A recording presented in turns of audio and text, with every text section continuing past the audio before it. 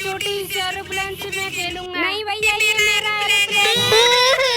अरे तुम दोनों आपस में क्यों मम्मी ये देखो भैया ने मेरा एरोप्लेन तोड़ दिया। अरे टिंकू तुमने उसका एरोप्लेन क्यों तोड़ा? क्या तुम पागल हो गए हो?